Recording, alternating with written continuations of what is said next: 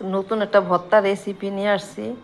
এটা হচ্ছে কালো জিরা, এটা হচ্ছে মেথি, এটা কাঁচামরিচ আর রসুন, আর হচ্ছে চা পাতি।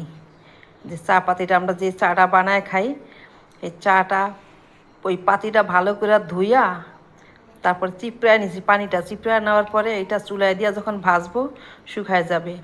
এই কালো জিরা সব একসঙ্গে আমি ভর্তা বানাবো। এই ভর্তাটা অনেক উপকার, শরীর ব্যথা, হাঁটুর ব্যথা, এই সমস্ত ব্যথা কমে। যাদের শরীরের বেশি বেশি ব্যথা করে তারা এই ভর্তা বানায় খাবেন। এগুলোকে ভালো করে তেল দিয়ে আমি ভেজে নিব। রসুনটা একটু বেশি করে দিবেন, রসুনটা বেশি হইলে আরও বেশি ভালো। রসুন তো এমনি সব কিছুতেই ভালো বেশি। এই ভর্তার রেসিপিটা শেয়ার করে রাখবেন, আর এইভাবে বানায় বানায় খাবেন, দেখবেন অনেক উপকার পাবেন। একটা ওষুধে যেই কাজ করে তার চেয়ে বেশি ভালো কাজ করে। আর ডাল ভর্তা বানাবো, মুসি ডাল। এই যে আমি ডাল ধুয়ে নিছি, আগে একটু ভিজায় রাখছিলাম, কারণ অল্প একটু পানি দেব, একটু ঢেকে দিলাম। পানি অল্প দিছি তো, ওটা ঢেকে দিতে হবে, না ঢাকলে সিদ্ধ হবে না তাড়াতাড়ি, পানি শুকিয়ে যাবে। আর অল্প আছে সিদ্ধ করতে হবে। ডাল ভর্তা করব। এই যে শুকনো মরিচ ভেজে নিছি। ডালটা এমনভাবে সিদ্ধ করবে একটু নিচে যেন একটু পোড়া পোড়া লাগে। এই যে পোড়া পোড়া লাগলে এরকম ডালটা ভর্তা করলে ঘেরান আসবে ভালো। এবার নিচে যেন একটু লাল লাল লাল লাল হয়। এবার আমি দেখাইতেছি, এই যে এরকম এরকম লাল লাল হইলে এদিকে ডালটা ভর্তা করলে ঘেরান আসবে। আর কত সুন্দর সিদ্ধ হয়েছে। এই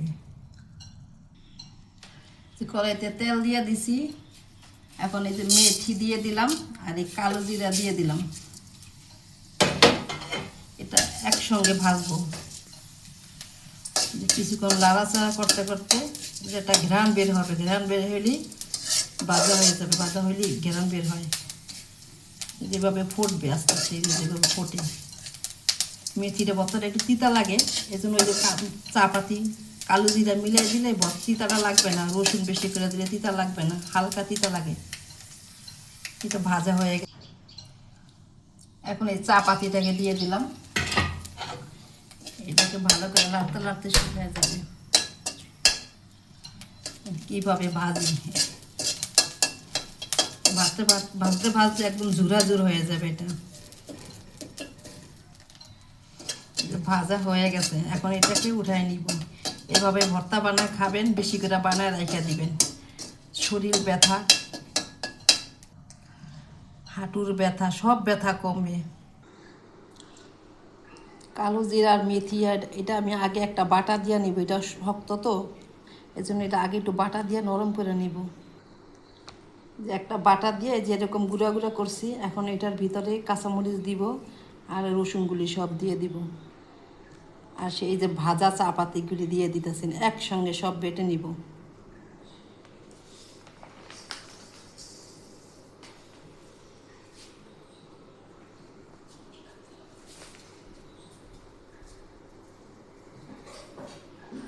আমি যখন ছোট ছিলাম তখন দেখতাম আমার দাদির এইভাবে ভর্তা বানাইতো। তাই আমার দাদির কাছ থেকেই ভর্তা বানানো শেখা আমার। আমার দাদি আরও অনেক অনেক কিছু ভর্তা বানাইতে দিব। এইভাবে ভর্তাটা বানায় খাবেন, অনেক উপকার পাবেন। একবার খেয়ে দেখবেন। ডাল ভর্তা বানাবো, তার বিলাতি ধনিয়া পাতা নিতে আইছি, এইগুলি লাগাইছিলাম। বৃষ্টি পাইয়া কত সুন্দর হয়েছে গাছগুলি, মাশাআল্লাহ, আলহামদুলিল্লাহ। আর এই যে কিছু কিছু জায়গায় যে এটা বিচি হইতেছে, এই যে পাতাগুলি ছিঁড়ে নিলাম। কড়াইয়ের ভিতরে ভর্তা বানাবো, শুকনো মরিচ নিছি, পেঁয়াজ কাটা নিছি। আর এই দেখেন কীরকমভাবে লাগছে। এটা ভর্তা বানাইলে অনেক ঘেরান আসবে। হাত দিয়ে ডইলা নিতে হবে, হাত দিয়ে না ডলে এই ভর্তাটা ভালো লাগবে না। পাটায় বাটার ভর্তা ভালো লাগে না, এটা বেশি ভালো লাগে। আর দিয়ে দিচ্ছি সেই ধনিয়া পাতা আর একটু সরষা তেল। ভর্তা সরষা তেল দিতে হয়, সরষা তেল দিলে ঘেরান আসে ভালো, স্বাদও লাগে। মাশাআল্লাহ, হয়ে গেছে ভর্তা, কালো জিরা ভর্তা। মেথি, কালো জিরা, রসুন, চা পাতি মিলায় ভর্তা বানাইছি। আর এটা মুসুর ডাল ভর্তা। মাশাআল্লাহ, কত সুন্দর ভর্তা। ভর্তা দিয়ে পেট ভরে ভাত খাওয়া যাবে। যাদের মুখে রুচি নেই তারা এইভাবে ভর্তা বানায় খাবেন, আর যাদের শরীরে ব্যথা তারা এইভাবে কালো জিরা এই মেথি মিলায় ভর্তা বানায় খাইবেন। শরীরের ব্যথা, হাঁটুর ব্যথা ভালো হয়ে যাবে ইনশাল্লাহ।